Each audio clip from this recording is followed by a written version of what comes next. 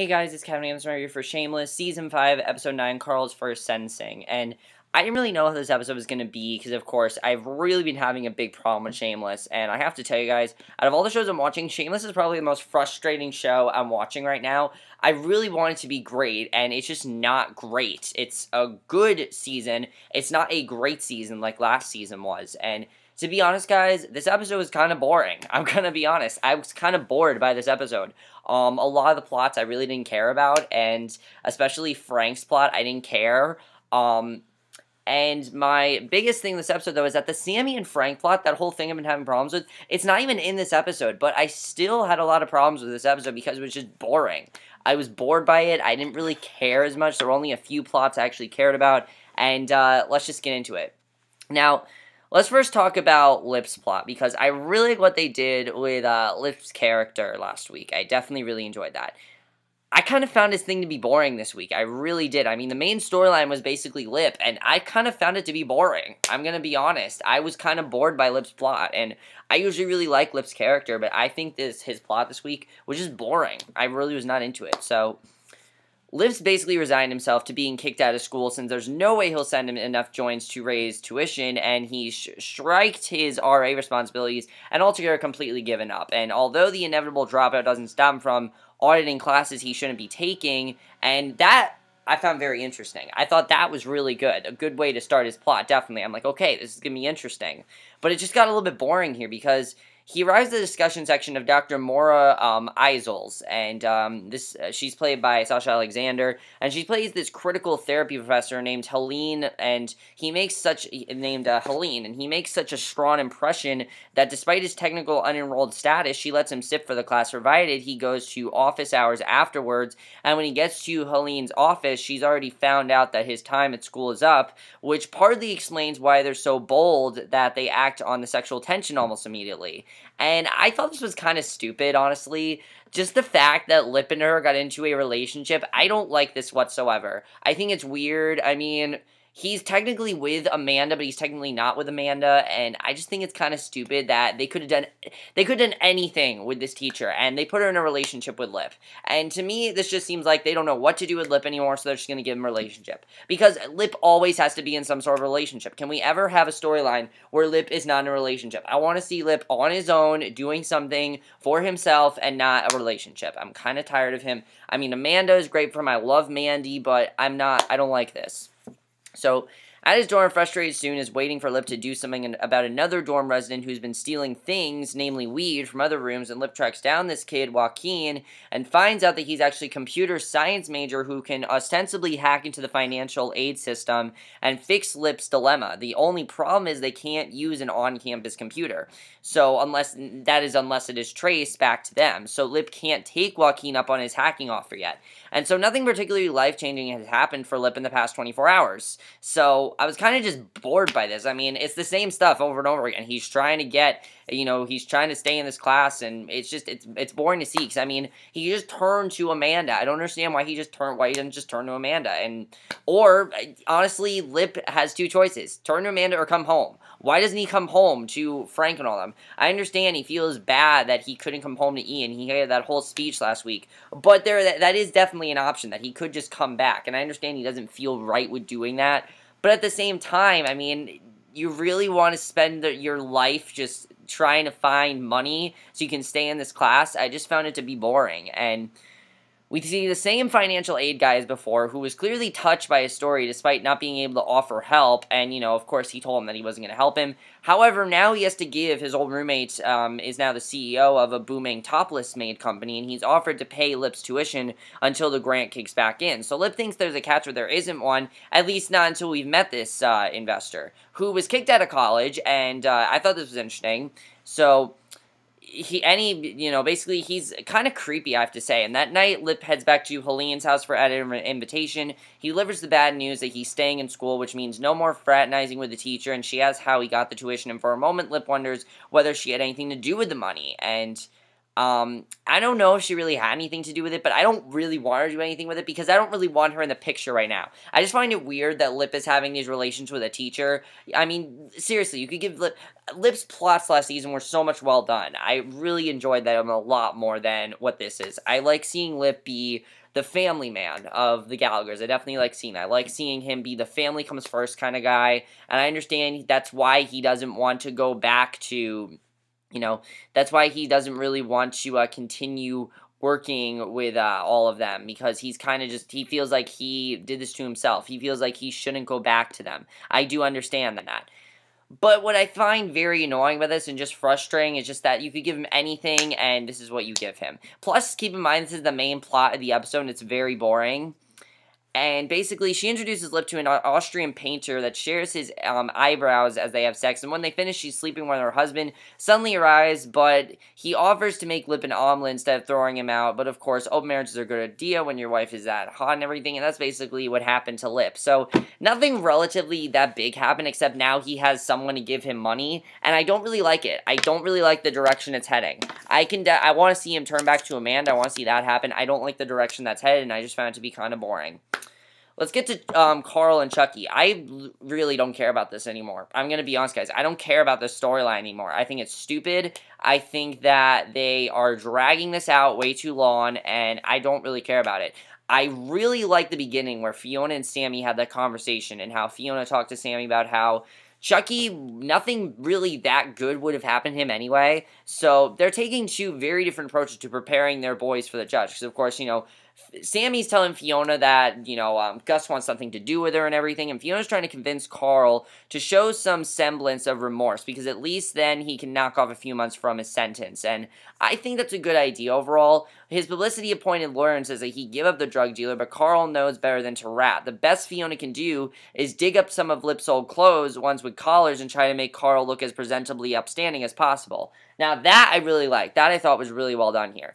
What's annoying is just Sammy. I'm sorry. Sammy is annoying, and just having her involved is just making me bored. It's as boring as Karen. It really is. Sammy is the new Karen. I hate to say it, but what they're doing with Sammy, she's now as bad as Karen. She really is. So, Sammy's approach to Chuckie is the complete opposite. Despite his lawyer trying to argue mental handicap with his whooping IQ of 71, which he's happy about, Sammy seems pretty prepared for the inevitability that Chuckie will spend at least some time in juvie. In fact, she's happy for him. She doesn't think that there's a bad thing at all. She tells him, and she gives him this whole speech about preparing him for the realities of prison by teaching him about rape and suggesting he jerk off the prison guard. Like, it's just weird what she's saying. Like, seriously. That's what you say? I was like, seriously, Sammy? Does she, care about anything anymore? Chuckie, she loves Chuckie, and she's okay with sending him off to jail. What the hell are you doing? Like, seriously. And it's not so much their fault. It's the writing on this show. That's the problem. The writing is all over the place here. Sammy would not have done this last season. Sammy would have done whatever she could to get Chuckie out of jail. But no, she's letting him go to jail. She's literally telling him, go to jail and prepare for... She's like, go to jail, prepare to be raped, prepare for all this stuff, bye-bye. Enjoy your life. I'll be there if you need me, bye-bye. And she's okay with sending him off to jail. It's ridiculous. It's stupid. And I hate it. I legitimately hate this plot. I really do. And Carl then walks in, and basically the day of the sentencing, we see that, the two secluded stories clash. However, when Sammy Sweet talks the guard into letting her visit Carl, who has already begun spreading rumors that he's going to set Chuckie on fire in prison, and, she says, you will not touch one hair on his head, do you understand? And Carl doesn't balk. You think, and I like what he says to her, you think you scare me? And they get into this whole fight. It was ridiculous, though, because Sammy's fighting Carl, and what I don't like about it is that they're not taking it seriously. I would have liked this a lot more if they take it seriously. I understand. A lot of these plots they don't take seriously, but this is the plot that I think they should take a little bit more seriously, and they're not taking it seriously. They're making this into a joke, and it's not funny. Nothing about this is funny. Nothing. Sammy telling her child to be prepared for rape is not funny. It's disturbing. It's weird. It's uncomfortable to watch. It's not funny. And I think they need to understand that it's not funny. Okay, sometimes Shameless can be very funny at points. There are points where it does make me laugh a lot. This is not funny. This was legitimately just like, what the hell am I watching? Like, it was not good. So Sammy launches herself at his throat. By the end of their floor on the brawl, they're both pretty bruised up as a result. So on the day of the sentencing, the entire family has shown up to lend their support to Carl. But it's Chuckie who goes first in front of the judge. He's a little bruised up as well. He doesn't say anything in front of the judge when she asks him to defend himself. And Sammy stands up and speaks for him, claiming he was taken advantage of by another family member. And he said, if you're going to blame anyone, blame his Uncle Carl or his family who raised him or me for putting an innocent boy in a den of wolves. And the judge then sentences Chuckie to a minimum of 120 days in juvie with 60 days for good behavior. Whatever. Yeah, whatever. I don't care. I really don't care. I mean, that was just ridiculous. So Carl walks in, he's dressed like, I'd say, he's dressed really formally, not like how we usually see Carl. His lawyer pleads guilty, but tries to express remorse. When the judge asks Carl for comment, he blows it. He says, I did something really dumb and I shouldn't have. I trusted a fucking retard with the man's job. And it's just like, seriously, Carl, I understand. He's not the smartest guy, but he could have been at least a little bit more serious here, and he could take this a little more seriously, and he's sentenced to a year in prison. What? What? How is he sentenced for a year in prison, and Chuckie is sentenced for 120 days in juvie? I don't get that. I don't understand that whatsoever. Also, I just don't get it. How is Carl going for a year in prison, and Chuckie's going for, 120 days? I don't understand. Chuckie should be the innocent one here, and Carl shouldn't be, because Carl should get a lot worse than a year. I mean, he's got a lot of problems.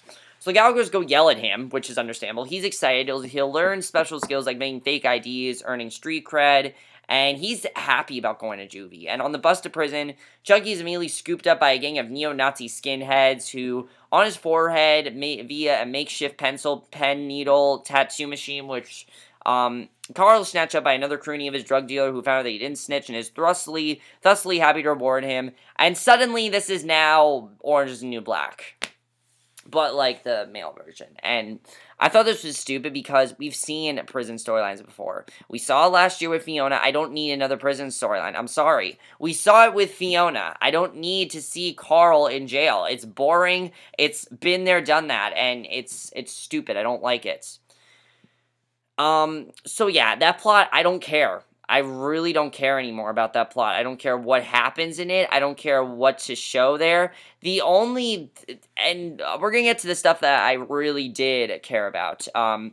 Kevin V, I wanted to care about them, but I didn't. I didn't really care too much about Kev because we didn't see enough of it, and also just, they didn't take that too seriously either this week. Nothing was taken that seriously, and I kind of don't really like that. I like when Shameless tries to go in a more serious direction because they handle emotion very, very well on the show, and when they try to make it too silly, it doesn't work, and it's not funny. They think that things are funny that are not funny, and it really does bother me.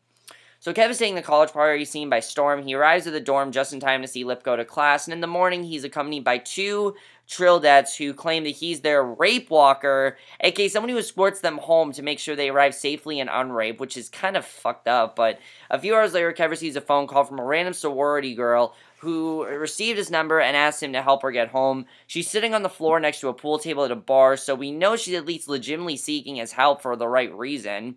And his go-over comes to him, he's on his way. It's not long before he gets another phone call from the same girl. He arrives at her dorm room, and she's drunk but horny. She's not drunk, but she's very horny, and he indulges. And I just didn't care. I mean, you could be doing so much better with Kev. Kev is stooping this low. We're talking about Kev, who supports his daughters, and this is what he's doing.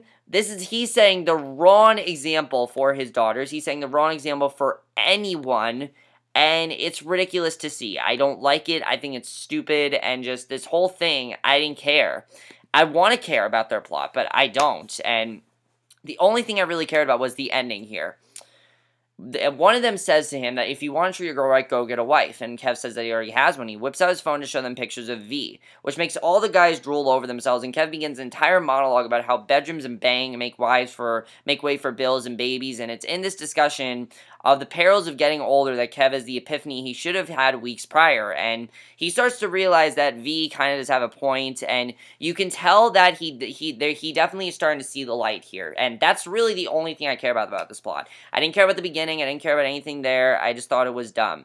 Frank and Bianca, I don't even want to talk about them. I find it dumb. I find it stupid. I don't care that Frank is getting another love interest. I don't really like her. It slowed down the episode for me. It was boring, and there's nothing I like about it. I mean, Frank doesn't deserve love right now. He doesn't. Frank has not done anything to deserve love. So when Frank gets a love storyline, I don't care because he simply does not deserve it. Frank has done so much bad shit that I don't want to see him in love. I don't want to see anyone care about him. I want to see Frank have to do things for himself. What happened to Frank taking care of himself? What happened to that storyline? Episode 6, we had something about that storyline, and then it just went away. What happened to that? That is what Frank's storyline should be focused on right now, not him getting a new love interest. I find it dumb, and I just find it very gimmicky. It's stupid. Every character in the show needs to have a love interest, and no, they don't. When you gave Carl a love interest, that was a great idea. Frank in a love interest, he screwed up things with Sheila. Why would you give him another love interest? I find it stupid. So, the only thing I actually cared about here, which is kind of sad actually, the only thing I cared about was Ian's plot. That's all I cared about, was the stuff going on with Ian. Because Ian is still subdued, and I have to say, I think Ian is definitely going through PTSD right now. I really do, because I don't think it's just because there's a scene where he thinks that he is, he thinks that basically he keeps getting this reaction, and he thinks there's this part where these, paratroopers are coming in and everything, and he'll need to aggressively treat his condition for the next 30 to 40 years, and he keeps the reaction quiet, but in a rare moment between brother and brother, Lip takes Ian aside after Carl's sentencing and gives him a brief pep talk. It's not much, but it's from his older brother Lip, and that's a certain kind of bond that Ian's always respected. So that's really the only thing I cared about in this episode. Besides that, I don't give a shit about anything in this episode. I found it boring. Worst episode of the season by far. I didn't care. As far as Fiona goes, there's nothing really going on with Fiona in this episode, except that Fiona's primary directive this week was making sure Carl didn't get sentenced to a maximum penalty. But she was focusing on Sean, because he dropped the bad news that his ex-wife and their son were moving to Pittsburgh, and he was going to have to try and follow them if he wanted his son to stay in his life. And when Fiona brings Ian to get a job as a dishwasher, Sean's already gone, and for a moment as Fiona frantically tries to get a hold of him, the audience isn't quite sure whether he already went to Pennsylvania, or if he's done something far more drastic, and he eventually reveals that his parole officer won't allow him to leave the state, and he won't move from the spot, because if he does, he'll go buy drugs and relapse, so Fiona sits with him for however long he needs her to. And we should have focused more on that. We definitely should have. We didn't focus enough on that because we focused so much on things I didn't care about. I don't care about Lip's storyline. I don't care about Carl. I don't care about Carl and Chuckie. And the only reason I don't is because of Chuckie and Sammy. If Chuckie and Sammy were not a part of it, I probably would have liked the storyline. But what you did with Chuckie and Sammy is just stupid. And if they were not involved, I would like the storyline a lot more, definitely. I don't care about Kev. I think Kev and V was lacking this week. It was so good last week, and it was lacking this week. Debbie had nothing to do in this episode, which was really disappointing because I really love what they gave Debbie to do last week, and they didn't have that this week. So overall, guys, it was a pretty boring episode for me, I have to say. Nothing really happened in this episode. Nothing. I understand it's a building episode. I understand we're trying to build the plot, and we're trying to further the plot and things like that, and there have to be some episodes that are kind of filler. But this was completely just boring. I didn't care about anything in this episode. Not a single plot mattered to me. Not a single plot I cared about. The only thing I was invested in were the little things like Ian and Fiona. I didn't care about anything else really. So overall, guys, it was probably the worst episode of the season. I was very bored by it. I didn't really like it. And yeah, so let me know what you guys saw of this episode. Overall, guys, I was very bored with this episode. I was very disappointed by it as well. After such a strong episode last week with just one plot that I didn't like, I was hoping this episode would go back to get rid of this, and especially because we didn't have the Sammy and Frank story. I thought this episode would be a lot better than it was, and it wasn't. It was more boring than that. This season is a train wreck. I have to tell you guys, this is by far the worst season of Shameless. Am I going to drop the show? No, but they need to get their shit together and figure out what they want to do, because this is very boring. If they continue this boring tone, I'm not going to be happy. That's my review. Hope you guys enjoyed it. I'll see you guys in my next video, which will be my review for tonight's episode of the original. So I'll see you guys for that. Okay, bye.